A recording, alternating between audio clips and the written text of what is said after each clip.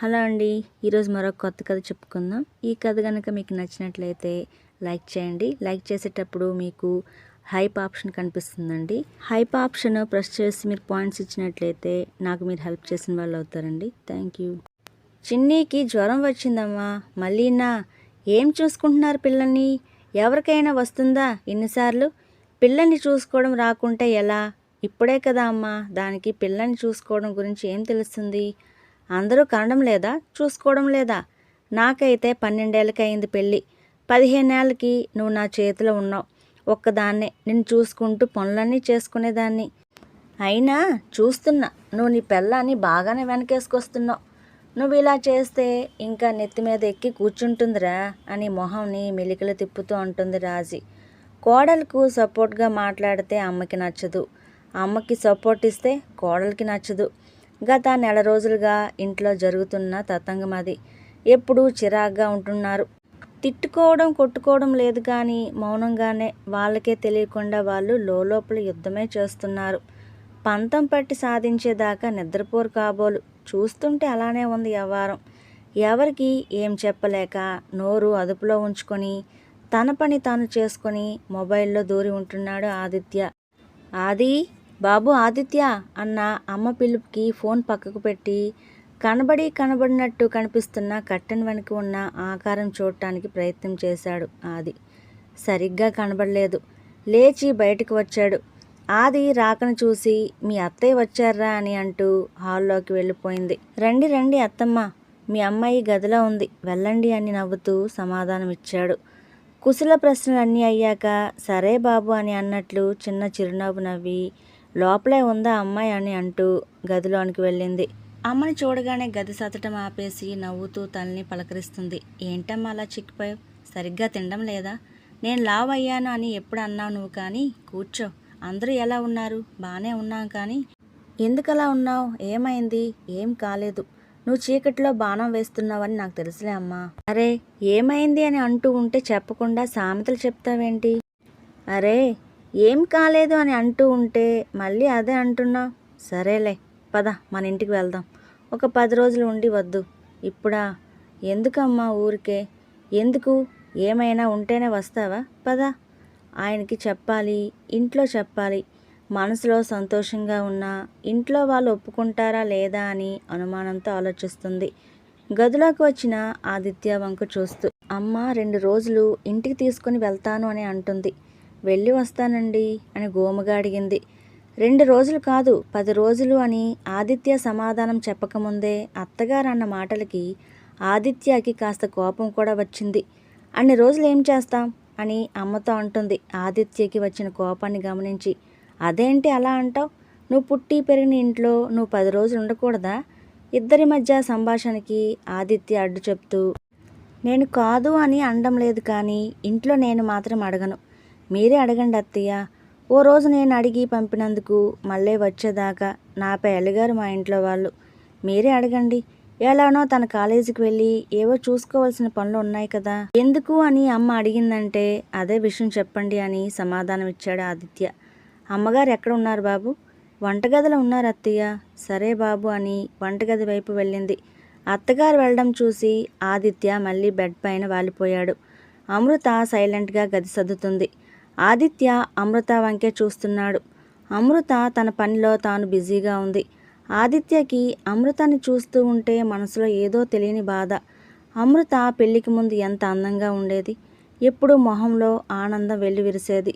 లేత గులాబీని చూస్తే ఎంత అందంగా ఉంటుంది, అంత అందంగా కనిపించేది. బాహ్య సౌందర్యం కంటే తన మనసు ఇంకా అందంగా ఉంటుంది. ఆ విషయం తన దగ్గరి వారికి మాత్రమే తెలుసు. చెరగని చిరునవ్వు తన సొంతం. నిజం చెప్పాలి అంటే ఆ నవ్వే తనలో పెద్ద అట్రాక్షన్. ఎవరినైనా తన నుంచి చూపుని తిప్పుకొనిచ్చేది కాదు. పొద్దుతిరుడు పువ్వులా తన వైపు మలల్చేటంత శక్తి తన నవ్వుకి ఉంది. కానీ గత కొన్ని రోజులుగా అసలు ఆ నవ్వు ఎటు మాయమైందో అర్థం కావటం లేదు ఆదిత్యకి. జీవితం ఇప్పుడే ముగిసిపోలేదు, ప్రారంభమైంది. అసలు తన సంతోషం ఏంటి, బాధ ఏంటి అని తెలుసుకున్నప్పుడు మాత్రమే నిజంగా తన్ను ప్రేమగా చూసుకునే భర్తగా ఉండగలను కదా. తెలుసుకోవాలి. కానీ ఎలా? తన్ని నేరుగా అడిగితే తను అస్సలు చెప్పదు. తను సంతోషంగానే ఉన్నా అని బయటికి జీవం లేని ఒక నవ్వు నవ్వి తప్పించుకుంటుంది. అమ్ము అని అంటూ వచ్చిన అత్తగారి మాటలతో తన ఆలోచనకు అడ్డుకట్టపడింది. ఏమన్నారు అత్తయ్య? చాలాసేపు బ్రతిమలాడా బాబు, ఒప్పుకోవడం లేదు. కాలేజీకి వెళ్ళి తెచ్చుకోవాల్సిన సర్టిఫికెట్స్ ఏవో ఉన్నాయంట, ఇంటికి తీసుకొని వెళ్తాను అని అంటే, ఇక్కడి నుండి కూడా కాలేజీకి వెళ్ళి రావచ్చుగా, వాళ్ళ నాన్నతో వెళ్ళాలంట అంటే, ఇక్కడి వచ్చి తీసుకొని వెళ్ళి దింపేయండి, మళ్ళీ కాలేజీకి వెళ్ళడానికి ఇంటికెందుకు అని అంటున్నారు వదిన గారు అని లోపల కాస్త బాధగా చెప్పింది. కూతురు నాకు ముందే తెలుసు అని అన్నట్లు చూసి మళ్ళీ తన గది సర్దడంలో బిజీ అయిపోయింది. మీరు కూర్చోండి అత్తయ్య, నేను అడిగి వస్తా అని ఆది అమ్మ దగ్గరికి వెళ్ళాడు. అమ్మ, 4 రోజులు వెళ్ళి వస్తుంది అమృత. మీ అత్తగారికి ముందే చెప్పా కదా, మళ్ళీ నిన్ను పంపిందా? నేను చెప్పా కదా అక్క, మా వాడు వాళ్ళ చేతిలో కీలుబొమ్మగా మారిపోయాడని. చూడు, అత్త పెళ్ళాం చెప్పి పంపారు కావచ్చు, అందుకే వచ్చాడు ఒప్పించడానికి అని పక్కనే ఉన్న ఆదిత్య పెద్దమ్మతో అంటుంది ఏడుపుని ఆవరించిన స్వరంతో. నువ్వు ఎందుకు ఏడుస్తావే? అరే ఆది, ఎందుకురా మీ అమ్మని ఇలా వేయించుకుని తింటున్నారు? నువ్వు కూడా ప్రతిసారి ఇలా వాళ్ళకి వత్తాసు పలుకుతూ ఉంటే మీ అమ్మ పరిస్థితి ఏంటి? అయినా పుట్టినిల్లు మెట్టినిల్లు ఒకే ఊర్లో ఉంటే మాత్రం మాటి మాటికి వెళ్ళి రావాలా అని మొదలుపెట్టారు. వాళ్ళ ఉపన్యాసం అయిపోయేసరికి దాదాపు 10 నిమిషాలు పట్టింది. చివరికి వాళ్ళ మాటే నెగ్గింది. ఆదిత్య ఓటమితో వెనుతిరిగి తన గదివైపు వెళ్ళాడు. తన మాటకు విలువ లేదు ఇంట్లో అని అనుకుంటుంది కావచ్చు అత్తయ్య అని ఆలోచిస్తూనే గదిలోనికి వెళ్తాడు. ఆశగా చూస్తూ ఉన్న అత్తగారి వైపు చూస్తూ, తరువాత తీసుకుని వెళ్ళండి అని అన్నమాట వినగానే తన మొహంలో కోపం, బాధ, ఏమీ చేయలేని నిస్సహాయ స్థితి తన్ను అక్కడ నిలువనివ్వలేదు. సరే అమ్మా, నేను వెళ్తున్నా, కనీసం మంచినీళ్ళైనా తాగి వెళ్ళండి, ఇక్కడే కదా ఇల్లు, అవసరం లేదు బాబు అని వెళ్ళిపోయింది. అమృత ఇంకా గది సర్దుతూనే ఉంది. అగ్గిపెట్టి లాంటి గదిని అర్ధగంట నుంచి సర్దుతుంది. అమ్మ మీద కోపం ఎలా బయటపెట్టాలని తనకు కూడా తెలియకుండానే, ఎంతసేపు సర్దుతావ్ అని చిరాగ్గా అంటాడు. లేని నవ్వును తెచ్చుకొని, మీ మాట నెగ్గనివ్వలేదు అనే కోపాన్ని నాపై ఎందుకండి చూపిస్తారు? నేను ఏం చేయలేను అని అంటూ అక్కడి నుండి బయటికి వెళ్ళింది. అప్పటి నుండి గదిలోనే ఉన్న గదిలో ఏమి సర్దుతుందో పట్టించుకోలేదు. చూసి ఒక్కసారిగా కంగుతిన్నాడు. గది సెల్ఫ్లో తనకు పెయింటింగ్లలో వచ్చిన బహుమతులు, గోల్డ్ మెడల్స్, స్టేట్ లెవెల్లో ప్రైజ్ వస్తే గవర్నర్ గారితో పాటు దిగిన ఫోటోలు, ముఖ్యమంత్రితో దిగిన ఫోటోలు, తను మిస్ ఫేర్వెల్గా వచ్చిన ఫోటోలు అన్నీ తీసి సర్ది అటకపై సర్దేసింది. అవంటే తనకు ప్రాణం. మరి ఎందుకు అలా చేసింది అని ఆలోచిస్తూ అటకపై చూస్తాడు. అన్నీ ఒక బాక్సులో ఉన్నాయి. అందులో ఒక పుస్తకం కూడా ఉంది. తీసి చూశాడు. అది ఒక డైరీ. ఇతరుల డైరీ చదవడం తప్పు, కానీ అమృత మళ్ళీ నవ్వుతూ తిరగాలి అంటే తన మనసులో ఉన్న బాధ తెలియాలి. అంటే ఇదే మార్గం అని డైరీ తీసి పరుపు కింద పెట్టి గది నుంచి బయటికి వచ్చి అమృత ఎక్కడ ఉంది అని చూస్తాడు. తను బట్టలు ఉతకడం చూసి గంటసేపు రాదు అని నిశ్చయించుకొని గదిలోకి వెళ్ళి తలుపు దగ్గరకు వేసి బెడ్ కింద ఉన్న డైరీ తీసి చదవడం ప్రారంభిస్తాడు. అన్నీ తను సంతోషంగా గడిపిన రోజులు. మొదటిసారి మ్యాగీ చేసి పెడితే వాళ్ళ నాన్న పడిన సంబరం, బహుమతులు పొందుకున్నప్పుడు వాళ్ళ అమ్మ కనుల్లో చూసిన ఆనందం, తోబుట్టువులతో చేసిన అల్లర్లు, స్నేహితులతో గడిపిన మధుర క్షణాలను అక్షర రూపంలో ఎంత చక్కగా రాసుకుంది. అప్పటి నుంచి వెతికిన తన గురించి కూడా ఉంది. తన గురించి ఎంత బాగా అర్థం చేసుకుంది అమృత అని చూసి సంబరపడిపోయాడు. ఇంకా పేజీలు తిప్పి చూసేసరికి ఒకే పేజీ ఉంది. దానిలో అయినా అమృత బాధ తెలుస్తుంది కావచ్చు అని చూశాడు, కానీ లేదు. తన ఆశలు ఆవిరయ్యాయి. డైరీ క్లోజ్ చేయబోయే సమయంలో చివరి పేజీ చింపి ఉండటం గమనించాడు. అంటే తను ఏదో రాసింది మళ్ళీ చింపి పడేసింది. తప్పకుండా డస్ట్బిన్లోనే పడేసి ఉండాలి అని ఆతృతగా డస్ట్బిన్ వైపు చూశాడు. అందులో చేయి పెట్టాలని అనిపించలేదు, కానీ ఎలా అయినా అమృత బాధని తెలుసుకోవాలి అనే ఆశతో అందులో వెతుకుతూ ఉంటాడు. గది సర్దడం వలన కావచ్చు, అన్నీ ఏవేవో పేపర్లు ఉన్నాయి. తను వెతికే ప్రయత్నం మానలేదు. దొరకడం లేదు అని డస్ట్బిన్లో ఉన్న చెత్త అంతా కింద పడేశాడు. డైరీలో ఉన్న పేజీ లాంటి ఒక పేజీ మడిచి ఉంది. దాన్ని ఓపెన్ చేసి చూశాడు. అమృత చేతివ్రాత. తను వస్తున్నట్టు కాలిపట్టి శబ్దం వినబడింది. చెత్త అంతా అందులో పడేసి ఏమీ తెలియదన్నట్టు బెడ్ మీద వాలిపోయాడు. అమృత వచ్చాక అప్పుడే నిద్ర నుంచి లేస్తున్నట్టు నటించి, నేను కాస్త బయటికి వెళ్ళి వస్తా అని నేరుగా గార్డెన్కు బయలుదేరాడు.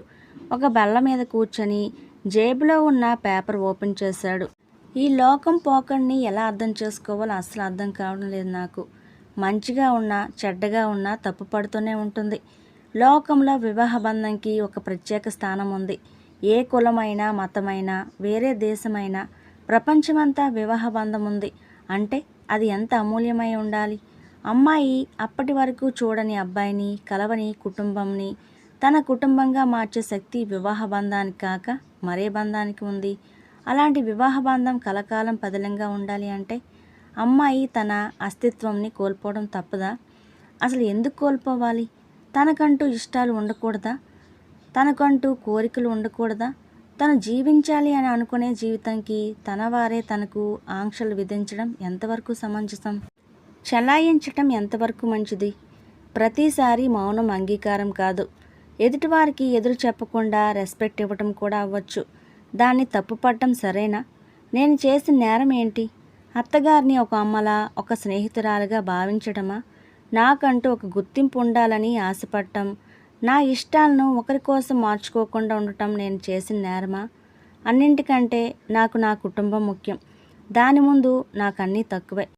కానీ ఈరోజు నేను విన్న మాటలు తోటాల నన్ను కాల్చేస్తున్నాయి. సాయంత్రం పూలు అల్లుతూ కూర్చున్న ఆడంగుల ముచ్చట్ల సమావేశం. ఆ ప్రాంతం నాకు నచ్చకపోయినా వంట ఏం చేయమంటారు అని అత్తగారిని అడగటానికి వచ్చి అప్రయత్నంగానే నా చెవులు వాళ్ళ మాటలు విన్నాయి. ఆ మాటలు వింటూనే అక్కడే ఆగిపోయాను. మీ కోడలు ఎప్పుడు చూసినా ఇంట్లోనే ఉంటుందేంటి వదిన? అంత పని ఏముంటుంది మీ ఇంట్లో? పనా పాడా? ఎప్పుడు చూసినా ఏవో గీతలు గీస్తూ కూర్చుంటుంది, ఏవో పుస్తకాలు చదువుతూ కూర్చుంటుంది గంటలు గంటలు. లేదంటే ఫోను. వామ్మో ఫోనే! ఫోన్ పట్టుకుని కూర్చుంటే పనులు ఎలా సాగుతాయి? మా అత్తయ్య అయితే చెడామడా అరుస్తారు. మీరు కాబట్టి అమృతకి అలా సాగిస్తుంది. అంతేనే పిల్ల. మా సుపుత్రుడు కూడా దానికి వత్తాసు పలుకుతూ ఉంటాడు. పాలు ఇచ్చే తల్లులకు ఎముకలరిగిపోయి వయసు వచ్చాక మోకాల నొప్పులు వస్తాయి, ఇంకా ఏదో అవుతాయి అని పాలు, బాదం పప్పులు, పండ్లు, హార్లిక్స్లు అని ఏవేవో తెచ్చి పెడతాడు. అన్నీ తిని కొవ్వు పెరిగి లేనిపోని రోగాలు వస్తాయి అంటే వినడు. నాకెందుకు వాళ్ళ కర్మ. చెబితే వినకపోతే నేనేం చేసేది? మన సినిమాకి వెళ్ళి వచ్చారు. కొత్తగా పెళ్ళైనట్టు ఈ సినిమాకు షికార్లకు ఎందుకో డబ్బులు పోగు చేయటం ఎప్పుడు నేర్చుకుంటారు వీళ్ళు అని విసుగ్గా అంది. అవి వింటూ ఉంటే నా మనసు ఇంకా ముక్కలైపోద్ది అని ముందుకు కదిలాను.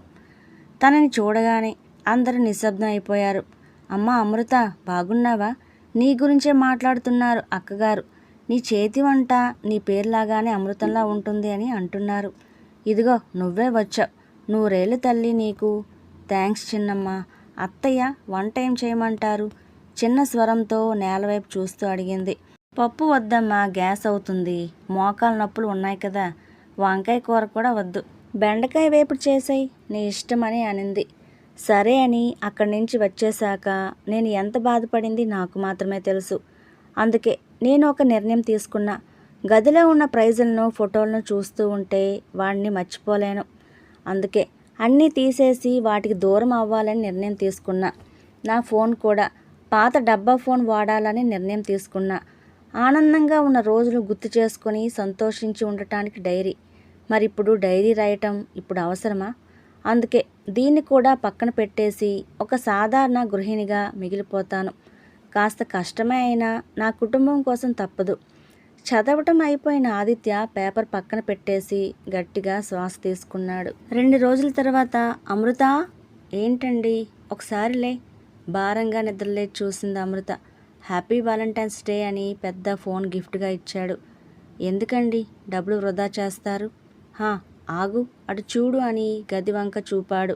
తన చిన్ననాటి నుంచి తనకు జరిగిన అద్భుత సంఘటనలు అన్నీ గోడపై పెద్ద పెద్ద ఫ్రేముల్లో అమర్చబడ్డాయి. తనకు వచ్చిన ప్రైజులు సెల్ఫుల్లో ఉన్నాయి. వాళ్ళ అమ్మ నవ్వుతున్న మొహంతో లగేజీ బ్యాగ్తో తనను ఇంటికి తీసుకుని వెళ్ళటానికి నిల్చుని ఉంది. ఆశ్చర్యంతో చూసింది ఆదిత్య వంక. చిరునవ్వే సమాధానంగా బదులు చెప్పాడు ఆదిత్య. పెళ్లికి ముందు బహుమతులిచ్చి ప్రేమికుల రోజున చూపిన ప్రేమ కంటే ఈ ప్రేమికుల రోజున తను అర్థం చేసుకొని చూపిన ప్రేమ నిజమైన ప్రేమలా అనిపించింది అమృతకి. ప్రేమతో నిండిన కనులతో ఆదిత్యాన్ని హగ్ చేసుకుంది అమృత.